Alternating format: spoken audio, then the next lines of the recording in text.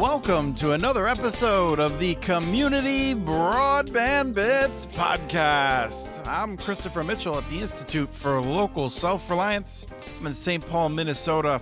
And for possibly, I don't know if we've done this before. We might have done it around some of the bead stuff, but we've got a back-to-backer.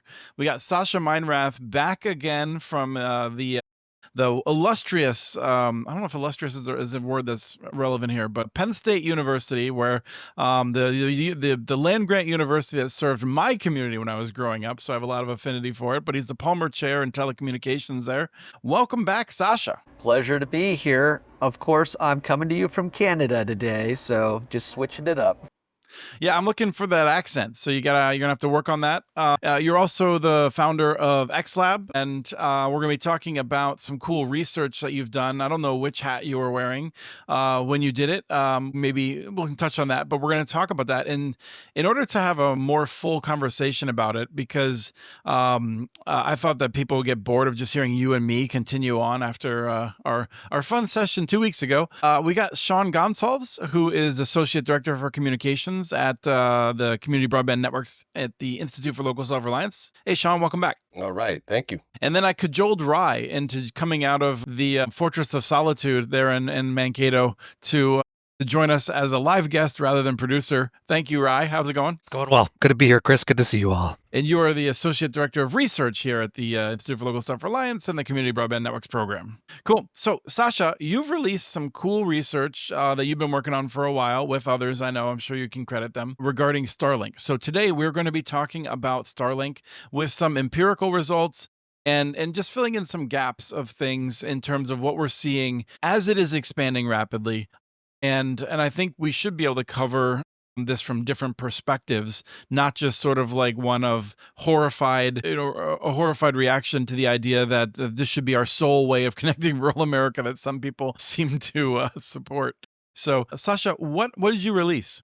Well, so there's long been this question, and it is an open question. What is the capacity of satellite connectivity to be a broadband solution to bridge the digital divide, to serve those, and there are millions, who are underserved across the United States? And the problem one runs into is the companies that provide this and the companies that have traditionally provided this are super secretive about what their actual throughput capacities are. So we scoured the globe and spoke with lots of research labs and pulled together kind of the best available data. And I'm hedging here because I want to acknowledge the fact it's an exploratory analysis based on this best available data.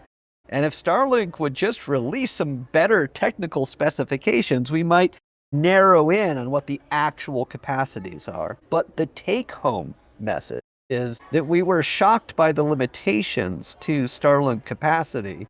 And what it really drives home is the need to do due diligence on, in essence, where and when you can use Starlink without causing, in essence, catastrophic degradation of service that brings it below the threshold to meet criteria as broadband, which is to say, states and the federal government are in danger, if they don't run these kinds of due diligence analyses, of illegally, and I say that because the statute requires broadband service provisioning, of illegally subsidizing sub-broadband service for potentially millions of Americans. And that is a real problem. It's a problem of waste, fraud, and abuse. It's a problem of sort of like allowing the PR and the vaporware administrations of Starlink to guide as opposed to math, science, and physics. But it also is a real problem because those on the wrong end of receiving this service will get a substandard service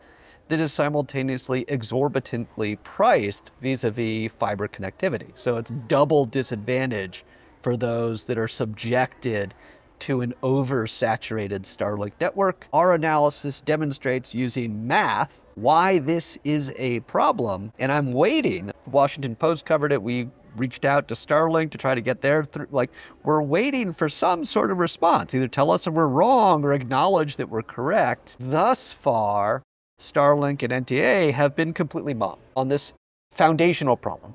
And so what you're saying is that, like, if I could sum it up in a slightly different way, and you can tell me where I get this wrong, because this is helpful to identify gaps in our communication. We don't really know what Starlink is capable of, and what compounds that to some extent is also that it's changing, right, on a regular basis, depending on what orbits are used, on how many satellites are up there, how many are degrading, how many new are launched. To some extent, one might think we could go by what Starlink says.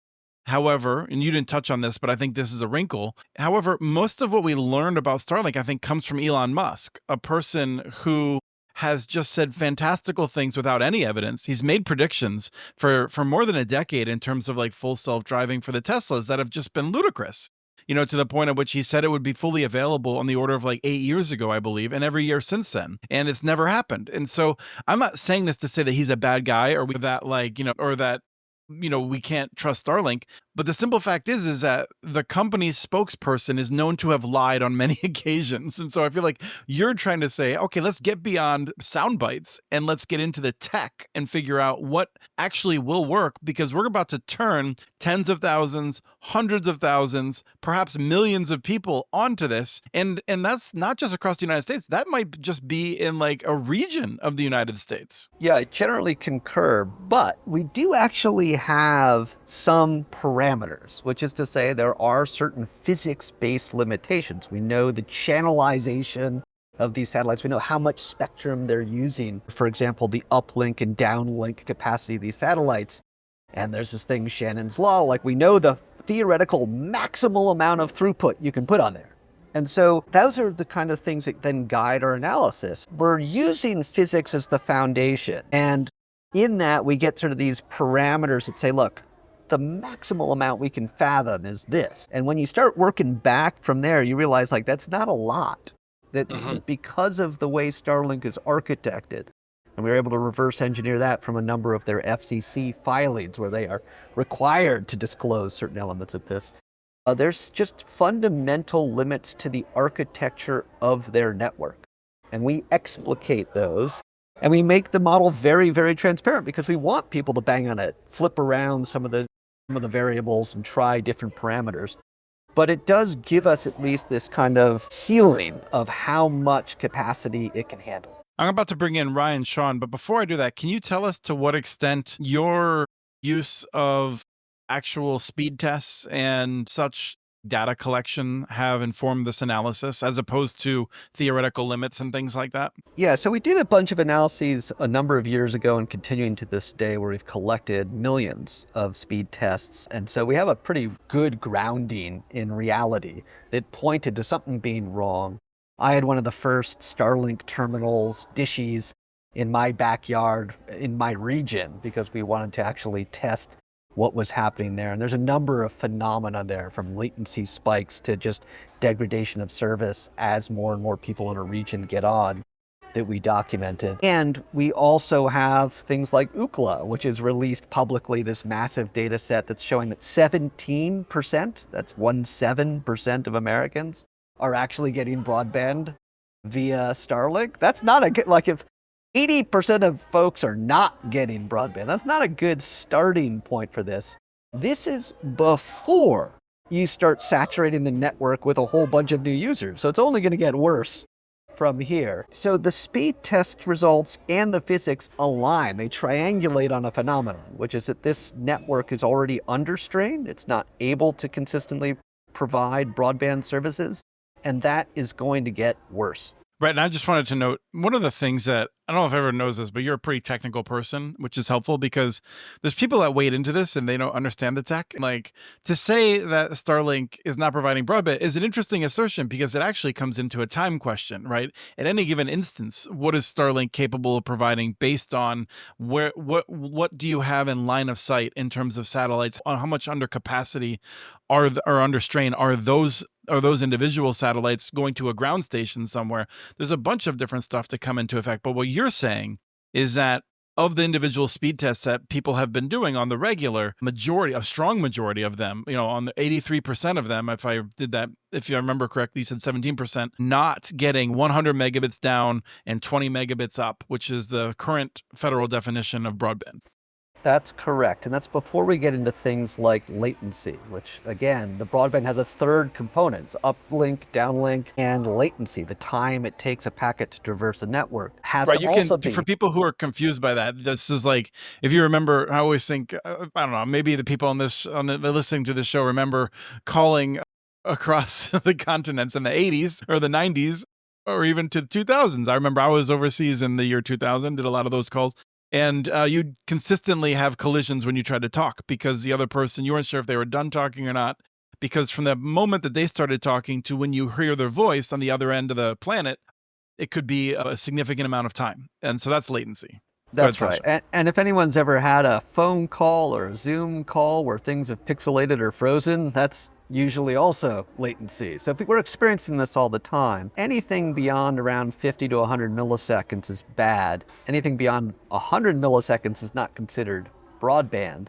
And what we've consistently seen spanning millions of tests all across the United States over 4 years are latency spikes in the 600 millisecond and up range, which is Spikes, right. dysfunctional. Yes.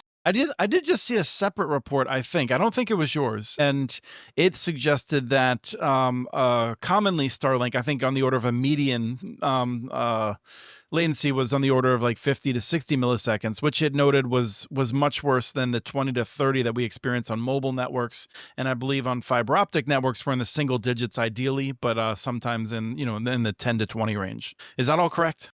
That sounds exactly right. And it's also the case that what we're seeing is handoffs between satellites causing consistently, and I mean like every 3 to 15 minutes, a latency spike in the 60 to 100 millisecond range or higher. That is part of the architecture. You can't route around that unless you were to do something completely different than LEO, low Earth orbit satellites.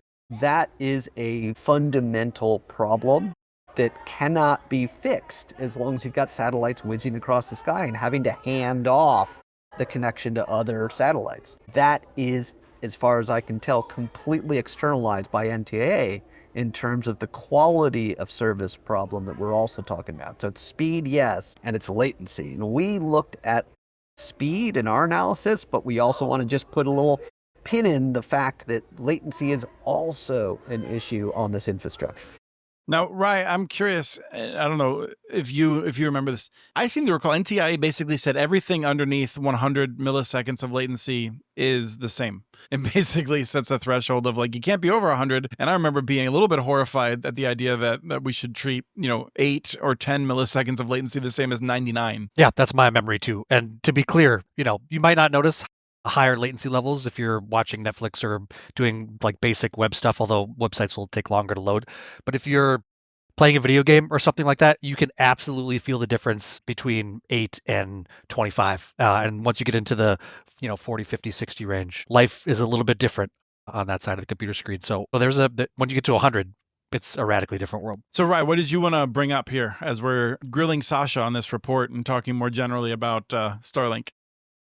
As Sasha was talking, I was just reflecting on the fact that during the whole of the Biden administration and all the BEAD work we did over the last 3 years before that, I'm just struck by how little we know about how Starlink operates and how we have to reverse engineer this from the back end, how much they remain a black box to even the most technically minded people, and the disservice that that's doing to us today. I wonder if we should have collectively done more work from 2021 to 2020, the end of 2024, not only doing some more defensive work to protect from an eventuality where we live in a world where it looks like LEO is going to get a bunch of this BEAD money. Sasha, what would that have looked like? I mean, I think you've been thinking about this along all those terms. Would it have looked like more than your report, or what should we have been doing along? And that would inform what we should be doing now, I think, as we move forward, and would hope that in the future we'll have an administration that actually cares about delivering high quality access to everyone and making sure that they're actually getting a good service. Yeah, well, there's two ways to do this, right? So one is you do the engineering and you empirically document a priori beforehand that a solution can meet the need that you're hiring or paying for that solution to meet.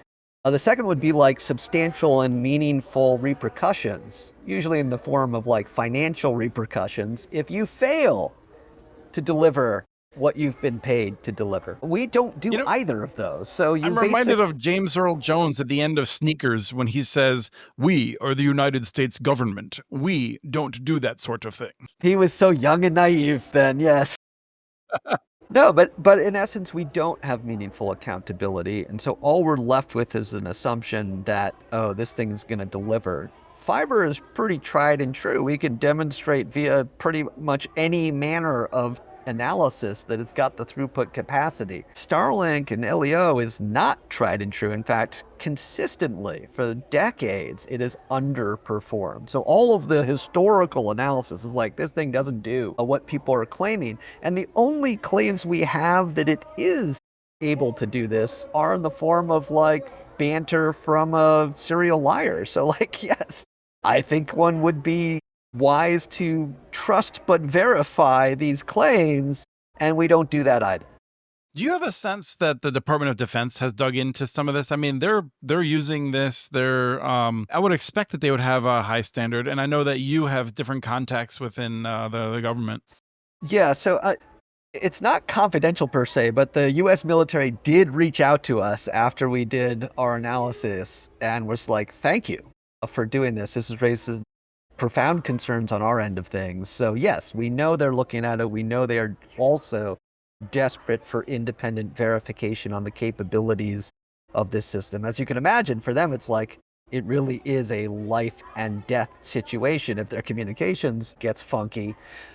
And to me, the fact that they haven't done that yet and are looking to like, whippersnappers like me to do that is a little terrifying, but also shows you the extent by which proper due diligence has been ignored in this space, much to the detriment of the lives and livelihoods of U.S. military and rural residents. Sean, what do you think about it? I know you've been talking to different states, so you can't share everything that you've learned necessarily right now, but what's on your mind as we talk about this? Well, the first thing that's on my mind is just kind of how frustrating this is, in that, LEO was always going to be a part of the mix before this NTIA, sort of changed the rules and deprioritized fiber. So, states like Maine, I think New Mexico, I mean, there were several states that were already going to use Starlink as part of the mix. But now Right, Sean, you're responding, I think, to there's claims sometimes that that we're anti-LEO. right. And I don't think that's accurate. Exactly. I mean, so all along, we, and I think even, sort of the whole BEAD framework was always saw LEO as being part of the mix. But now we're in this period where it looks like this is just a play to just sort of, get Starlink some extra subsidies. But the thing in particular in your analysis, Sascha, is because we're talking about this, the scale and of the digital divide and how many households, particularly in rural America, don't have access to broadband. Your analysis, I think, found that no more than 6 households per square mile within a beam, could be served. And so that to me is sort of like a really important number. I mean, granted, with all the caveats of the assumptions and, as Rai said, this black box of Starlink, but that is something that is a number that people should be thinking about, because I think there is this popular perception that somehow Starlink could just take care of all of rural America. That's right. So as soon as you hit about 7 served households, and that's new and legacy households per square mile within the service area of one of these beams that comes down from the satellite, it's about a 63 depending square mile area, then you get a saturation where the uplink capacity of these satellites gets completely degraded. And that's not a lot of people, right? Which is No, to I mean, say, it's- like, you'll hit that in a lot of areas. Right. And especially, I mean, if people are aware, I mean, I would say in general, west of the Mississippi, you probably won't hit that. West of the Missouri, you probably won't hit that. East of the Mississippi, I mean, you think of Iowa as being low density, but actually, if you check it out, you'll find that there's a lot of people where we have that level of density. Correct. And that's assuming also that you're not eating up things with something called routing overhead, just the channel information of like, to coordinate amongst all these different devices and the satellites, you need space for that. But Sascha, when I've talked with people about this, and you can come back to routing overhead if you want. Sorry, the beams. My understanding is that like a spot in Iowa could have beams from different satellites on it. And so at that point, are you able to do 12, or are you saying that there's still a limitation in your ability to serve homes within that given square mile?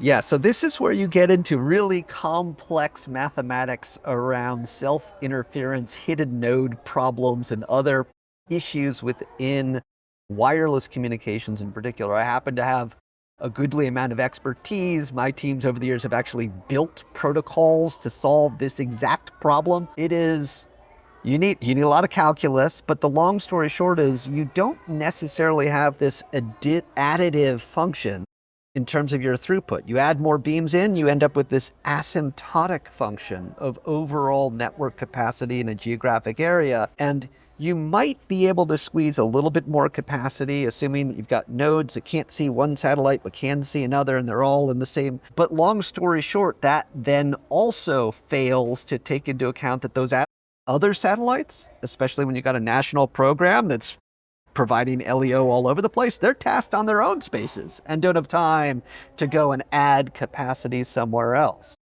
That in essence, we're not talking about one dense little environment surrounded by Montana. We're talking about on a national scale, this being rolled out because NTIA is privileging through their application scoring, LEO all across the country. And so every satellite is very likely to be maximized. And so you are unlikely to have that extra capacity, those extra beams that you can put over in another location. The question in my mind is what happens when one state is thoughtful and does the analysis and is like, okay, we only want to have this many people in our state, but the state next to them goes full in and completely saturates the network. And now all your satellites that might be flying over your state this second are busy over there. And so you still get screwed. In essence, it's a capacity over a region that's a commons shared across all these states. And so every state broadband office has to be like, so even if we do the right thing here, are our neighbors also doing the right thing? Because if one of them abuses this, we're all screwed. So actually, speaking of like state broadband offices, I was curious to know if you can share. Have you heard from state broadband offices? I mean, we've talked to a few, and I think word is starting to get out there, and some seem to have. They're looking at performance matrices and sort of wanting LEO providers to demonstrate capacity down the line, assuming increased demand. We won't say which states, but I'm curious from you. Have you been talking to state broadband offices, and what's been the reception? So I've talked prior to this analysis being public with dozens of state broadband offices over the years. Post this, we're only beginning to have state offices ask some questions. And we're thankful for those state offices. I feel like the ones that are now like, oh, we need to address this are the wise ones. They're the ones that I have more faith in because it's a problem, a fundamental problem of physics. Like you can't rat around that, no matter how many good intentions you might have. But it is still few and far between that are doing this. It is a new wrench in the mix for a lot of them, right? Which is to say they're under a federal mandate from NTIA that they must provide service to the lowest bidder, but they're under a statutory mandate from Congress that says you must provide broadband. And this is like the unstoppable force meeting an immovable object, a problem that now is on their radars and that they need to solve. So how they do that is complicated. The necessity of doing that, that's what we want to drive home. They must do this. Otherwise, they are knowingly providing substandard non-broadband service to an unknown array of their population. Do you think there's any prospect that like maybe even some like big or any, not necessarily just big, but ISPs that might, I don't know, sue and say, look, we could have got some of that BEAD money, but it was awarded to Starlink and they can't even deliver. So, I mean, do you get any sense that is a possibility, or is that just a... Yeah, I mean, I'm reminded of the fiasco for Barrier Free, right? This is an ISP that just claimed over 6 states to have universal gig symmetric fiber that didn't exist. It was remarkable growth. Yes. And eventually the FCC did fine them this tiny amount to say, like, look, you can't just make stuff up. Well, the capacity here is made up. LEO does not have the capacity to provide broadband on a national scale. Like, it simply doesn't exist. Let me push you on that. Pretend that it can is ridiculous. Go ahead. So I mean, so if I'm putting on the hat of people that are looking at Starlink as really pushing the boundary of what's possible and making impressive strides.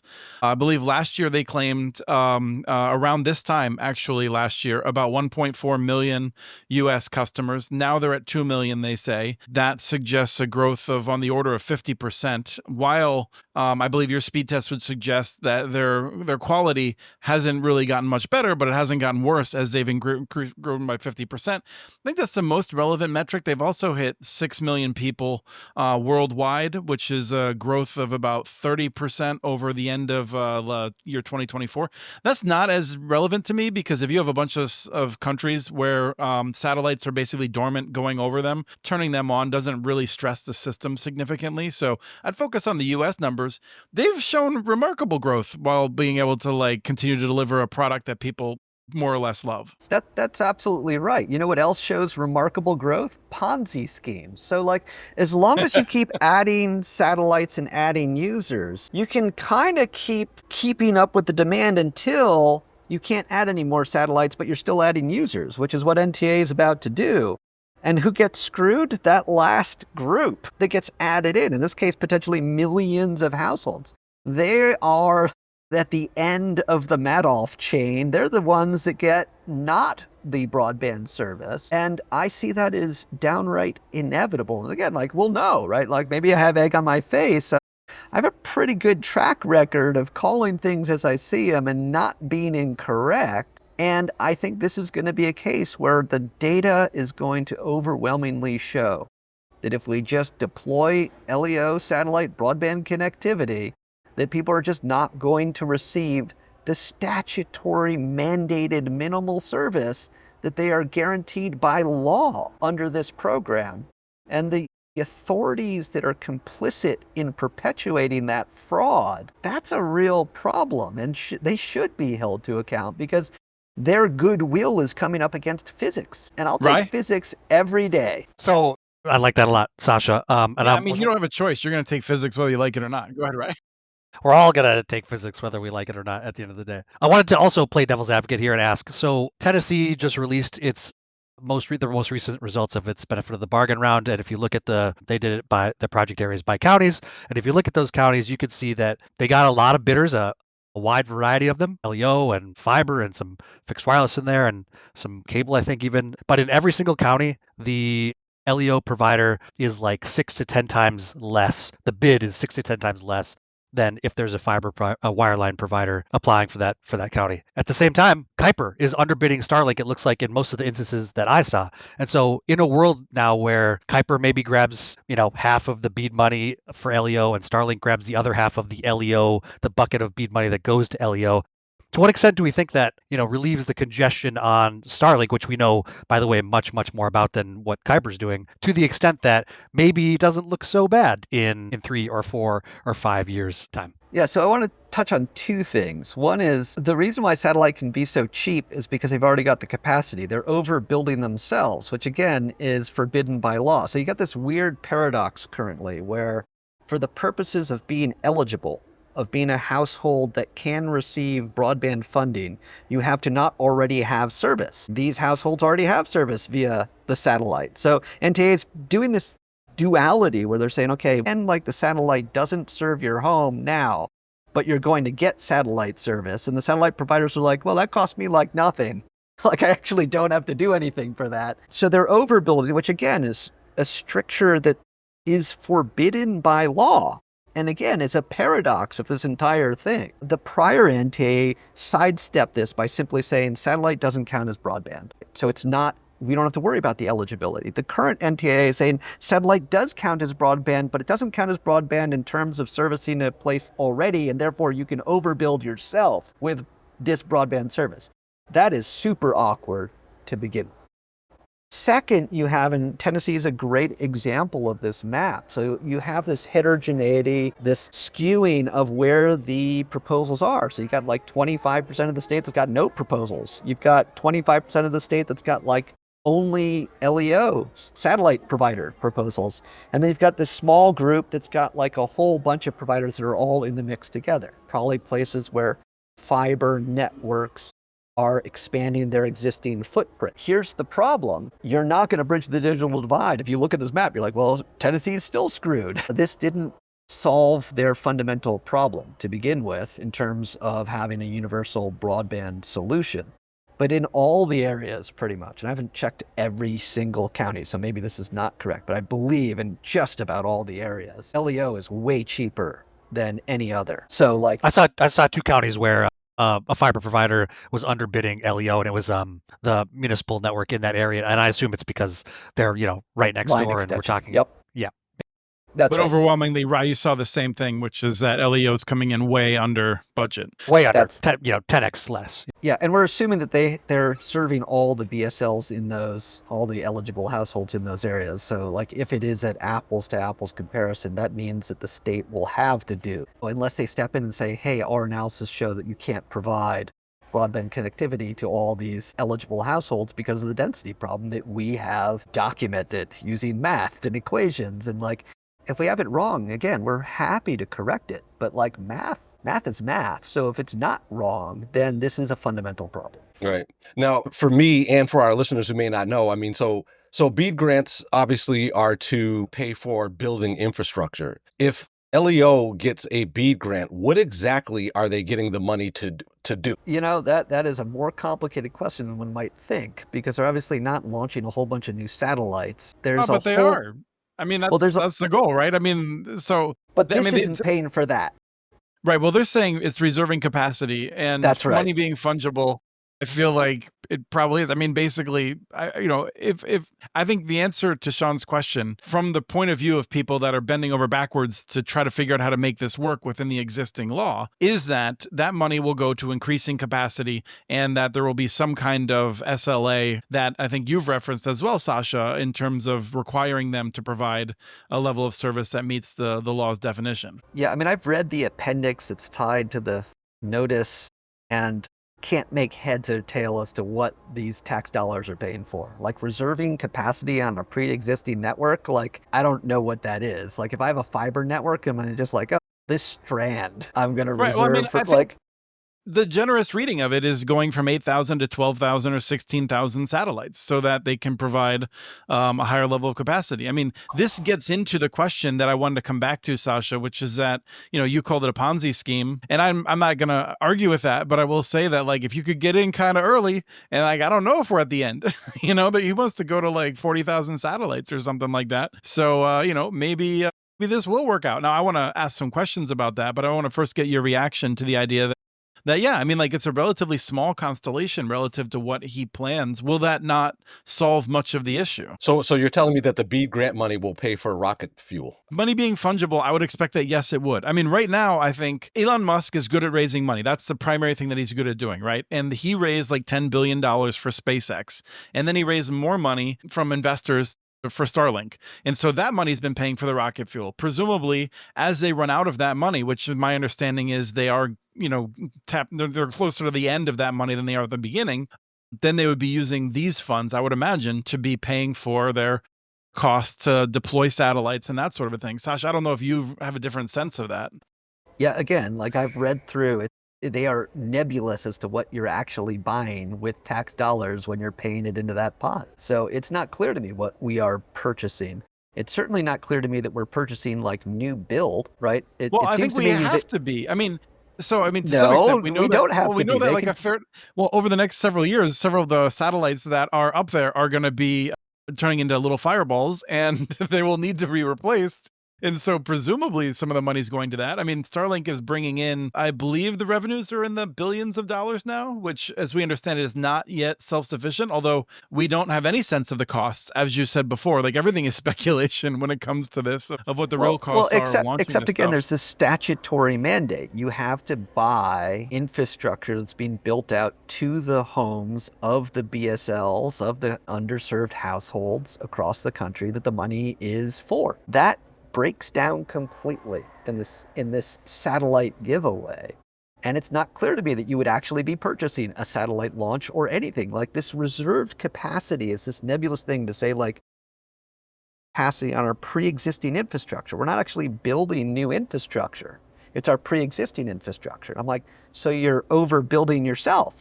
Like you already reached that household and I'm now reserving capacity on your pre-existing infrastructure. Like that's not legal, right? Would And some you can, would some of the money I would have is some of the money going to purchase? I mean, it's probably a fraction, but is some of the money going to purchase the equipment, the install equipment for I would subscribers? presume so. I've seen some stories suggesting that the homes that qualify would get a terminal at no charge in some states. I'm not sure if that's the case in all the states. I assume they're striking their own bargains, and some states will prove to be better than others.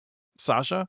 yeah, no, again, totally nebulous. Like what are we purchasing? I don't know. I'm an expert in this space and I can tell you, I don't know what the tax dollars are going to. It seems to me that you are by very definition overbuilding yourself, that you are reserving capacity on your existing. And you read this appendix to the funding notice and it's like you're reserving capacity on your existing infrastructure for new users. And I'm like, so can AT&T do that and be like, hey, we're just going to pay for our own pre-existing infrastructure to reach the same households that we already reach? I Well, the think people would reason see that as obviously crazy.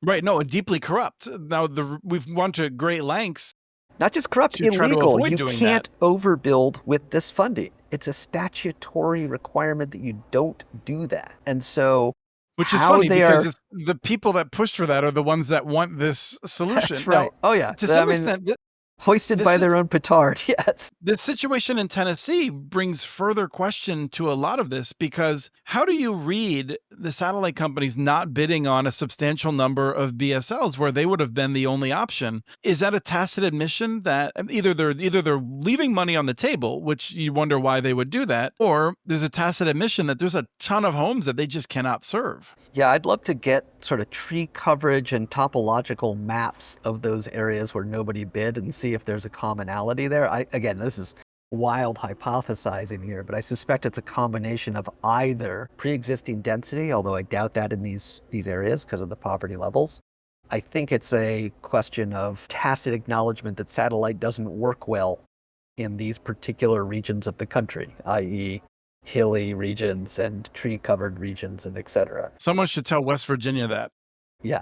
So it's like actually, guess 3 variables here, and somebody can run the analysis. It's going to be trees, topology, and poverty. I want to talk about the thing that drives me nuts that nobody else talks about, I feel like, which is the assumption that we can just put another, or that it will be affordable and reasonable for SpaceX to launch so many satellites. I think that there are significant issues that may come up, whether that is cost. I think SpaceX's assumptions about future costs are deeply problematic, as Starship cannot get off the launch pad and return. I think there's reason to believe that they're not going to solve that anytime soon. In the reporting in New York Magazine, I believe they suggested that 3 Starlink satellites can only be launched by the Starship. They cannot launch on Falcon 9s, which is another challenge. So, Sasha, I'm curious if you've been digging into any of that. I have, and actually, if you look at the deorbiting numbers, more and more of them are coming down as well. But again, what you're describing, Chris, is a Ponzi scheme, right? That the cost structure only works as long as you keep this sort of like topsy-turvy addition of new users, etc. But the burn rate is tremendous. And again, we haven't seen the numbers that explain how this is sustainable over the long term. It's not clear to me that it is. And again, this is at the edge of my ken, so I want to be cautious and sort of overstating my skepticism. It's certainly not sustainable as it is currently architected for the provisioning of broadband at scale, which, if that was the goal, is to pay for this thing via a large user base, I think we're going to find that that's not going to work on a variety of levels.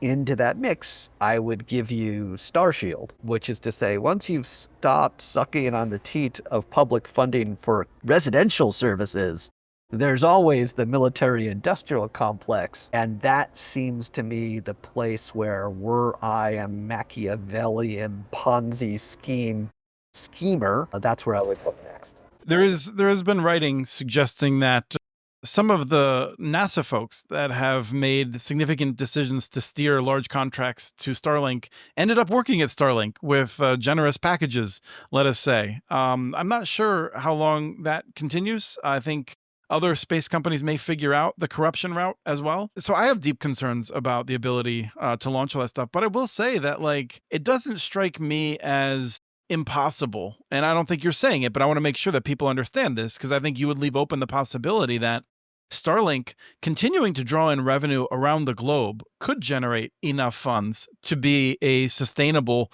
from a financial perspective, if not environmental, because we don't even know what the impact on the environment is of all of these launches and degradations.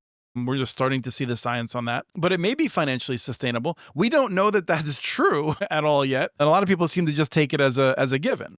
Yeah, I mean, again, there's some complexity here in terms of developing the sustainability math behind this, because both the maintenance costs, the operating expenditures for something brand new, so we don't really know, like, and this involves everything from, like, what's the sun flare cycle, because once the Earth atmosphere expands, then things deorbit at a higher rate. Like, there's a lot of unknowns here that we will only learn about kind of as they happen.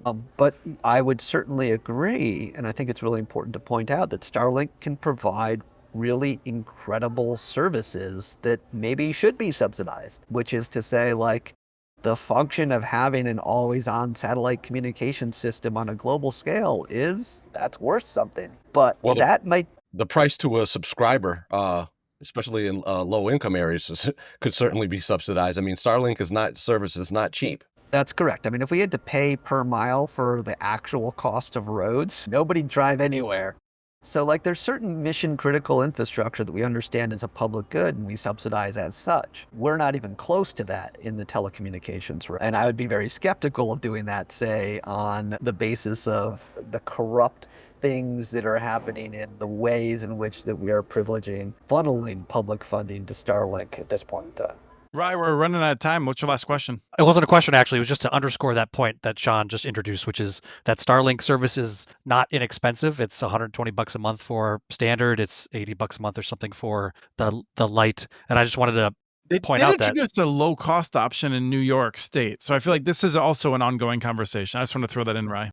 Yeah, that's fair enough. I was going to make the point that, at the end of the day, maybe, everything works out okay, or mostly the way that we might hope, given how bad it looks now. But then you've got millions of new households on the Starlink service, and they're paying more for less service than everybody else. If you look at, like, your average wireline provider in the United States, and I wouldn't, take these numbers to the bank without double checking them, but you're paying on average like 10 or 20 you're paying 10 or 20 cents per megabit per second per month for that service. So you're paying like $80 a month for gigabit service, or or 110 for 2 gigabits or whatever. In comparison, the Starlink service is like 80 cents to $1 per megabit per second per month. So it's 4 times to whatever, 8 times as much to connect, which, some families can afford to pay, but a lot of families cannot. And that doesn't even touch on the latency issue that Sascha raised. Sascha raised the issue of the 6 to 7 terminals per square mile. I wanted to note before we got out, Sascha, I'll give you the last comment in a second, but we've seen this empirically as well. If you look at, my understanding is first responders discussing when they were at the Rose Bowl, responding to the LA fires, a lot of them brought their terminals and they barely worked. If you look at the response in Texas, first responders brought their low Earth orbit, Starlink terminals, and they were getting 1 to 2 megabits per second, according to one of our loyal fans that monitors the sites and keeps track of those things. Sent me a note. I mean, I didn't do that research myself, but there's empirical evidence out there that when these terminals get together, that they definitely are not able to deliver. And we're not even talking about like a service that's like a little bit slower. That's basically unusable for the function that it's there for at that point at 1 or 2 megabits a second. Sascha? Yeah, so 2 things. I spent a number of years as a first responder in a prior life, and we did things like responding to Hurricane Katrina, Superstorm Sandy, the earthquake in Haiti. Consistently, infrastructure that was 5 nines reliability fell down. So when I'm like skeptical, it's because like I've lived through multiple iterations of this problem. But I want to maybe doubly underscore what Rye and Sean are bringing up, which is like, if we're going to subsidize telecommunications, which I think we should do healthcare, we should do education, we should do telecommunications. I think that's what living in a 21st century civil society looks like. To avoid waste, fraud, and abuse, you have to do the all-in longitudinal analysis of the total cost of this infrastructure. And the fact remains, yes, like fiber is going to be more expensive on the front end, but the cost, the operating expense for fiber is like tiny. So once you make that initial cost, it's cheap. And so if we're subsidizing this infrastructure, what I want is the all-in best option. And it turns out it's not just speeds and reliability that fiber's better at. According to all analyses that I have seen thus far, the lifetime, let's say 30 years of infrastructure, fiber beats the crap, kicks satellite to the curb, which isn't to say the niche of satellite doesn't exist. It does. It's rather to say it is a foolhardy public decision to subsidize the worse, more expensive option vis-a-vis cheaper and better service provisioning. Yeah, I'll close this out by saying it drives me crazy to see the people who are supporting the way the Trump administration has gutted this program for rural America to turn it into a program for low Earth orbit satellite, because they continue to say it's not affordable to deliver fiber to all these areas when we have more than half of the states all of the states were given a budget, and more than half of them, we know they came back and said we can reach 75%, 80%, 90% of locations with fiber within the budget, giving everyone service. These are things that I didn't think was possible a year or two ago. I thought we were going to get much worse numbers on these plans. And in fact, we gave states a budget. They came back and did it. And now a bunch of people just want to pretend that didn't happen and say, well, we couldn't possibly do fiber to 90% of the locations. It would never work, despite the fact that we have the maps, the engineering, the freaking contractors were lined up to do it. And we're acting like it's an impossibility. Not everyone, most people understand this, but like those people that are commenting on LinkedIn are driving me nuts. Yeah, it's a Sascha? boondoggle of our own making, and that has a rich history in federal funding of broadband. Yes. Yeah, I feel like we almost had the one program that we could be proud of. It was a little bit of a mess. It was a lot of a mess to get started. And we probably, you and I have talked, Sascha, about how we could have done it better. But frankly, it would have been one of the best programs. And finally, we could have stopped talking about rural infrastructure and telecom for the most part. But instead, we have just gone for the own goal. It's a total own goal.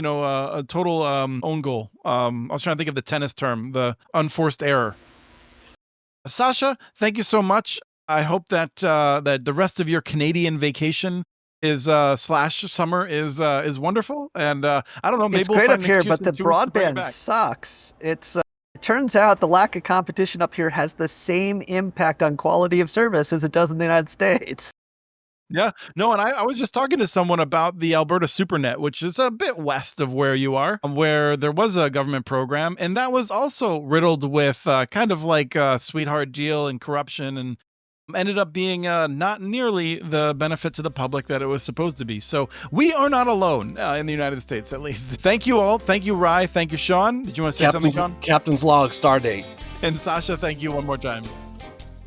We have transcripts for this and other podcasts available at communitynetworks.org/broadbandbits. Email us at podcast@communitynetworks.org with your ideas for the show. Follow Chris on Blue Sky. His handle's @SportsShotChris.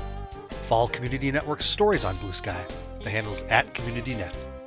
Subscribe to this and other podcasts from ILSR, including Building Local Power, Local Energy Rules, and the Composting for Community podcast. You can access them anywhere you get your podcasts.